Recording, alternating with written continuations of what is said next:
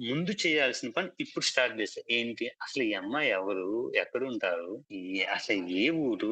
Siblings ఎవరు? అని అప్పుడు ఎంక్వైరీ అప్పుడు మొదలుపెట్టా. అసలు ఎప్పుడు చేయాల్సిన పని ఎప్పుడు మొదలుపెట్టానో కూడా తెలియనటువంటి పిచ్చి పరిస్థితుల్లో అప్పుడు స్టార్ట్ చేస్తే అప్పుడు తెలిసిన విషయం ఏంట్రా అంటే యాక్చువల్లీ ఒక బాంబు పేలిందే కాన్సెప్ట్ ఏంట్రా అంటే నా ఏజ్ 1986 అయితే తనది 1976. 10 19 ఇయర్స్ డిఫరెన్స్ మా ఇద్దరికి ఉంది. ఓహ్! 1976. ఓహ్! ఓకే. 10 years difference. యెస్. అంటే మీరు ఇందాకల 27 అప్పుడు ఇదంతా అయిందన్నారు కదా! మీరు పెళ్లి చేసుకుంటున్నప్పుడు ఆ అమ్మాయి ఏజ్ 37. యెస్. కరెక్ట్. ఓహ్! వావ్! ఓకే. అసలు వినగానే నాకు ఒక రకమైన షివరింగ్. ఏంటిది? ఇంత నేనేనా బ్లైండ్‌గా వెళ్ళానా? ఇంత ఏంట్రా పరిస్థితి? But okay. బట్ స్ట్రక్చరల్‌గా చూస్తేనేమో 3-4 ఇయర్స్ పెద్దదిలా అనిపించింది. బట్ అది అడిగితేనేమో అలా కాదులే అనింది.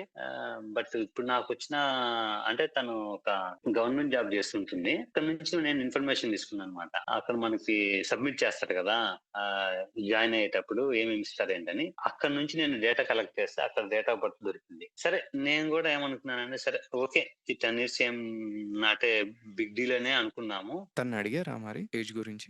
అడిగా. అడిగితే ఎక్కడి నుంచి నువ్వు అంటే ఆ కాన్సెప్ట్ గురించి ఇంత ఏజ్ తేడా ఉంది గదా! ఎందుకిలా అబద్ధం జెప్పావు అంటే ఎవరు జెప్పారు?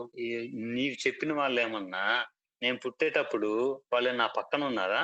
ఎవరో చెప్పింది నువ్వెలా నమ్ముతావు? ఏ కాగితం పడితే ఆ కాగితం చూసి నువ్వెలా నమ్ముతావు? అయ్యేం లేదు. అసలు నువ్వు ఇయన్నీ అడుగుతున్నావంటే అసలు ఇయన్నీ ఎంక్వైరీ చేయాల్సిన అవసరం నీకు ఏర్పడిందంటే నువ్వు నన్ను ఏదో వదిలించుకోవాలని ఏదో చేస్తున్నావు. మన పెళ్లయ్యే వారం 10 రోజులు కూడా కాకముందే నువ్వు ఇలాంటి పనులన్నీ చేస్తున్నావంటే నువ్వెంత ఘోరంగా ఆలోచిస్తున్నావో నాకు అర్థమైంది. నీ పెంపకం ఎలాంటిదో నాకు అర్థమైంది. మీ అమ్మ నాన్నోళ్ళు నేను ఎలా పెంచానో నాకు అర్థమైంది. ఈ టైప్‌లో మాట్లాడుకుంటూ అటు వస్తుంది గానీ, నేను చెప్పిన పాయింట్ మాత్రం వదిలేసి మిగతా పాయింట్ల చుట్టూతా ప్రపంచం అంతా తిరిగేదనమాట. Gas lighting. ఇంకా దాన్ని ఇంకా అలా జరిగేదనమాట.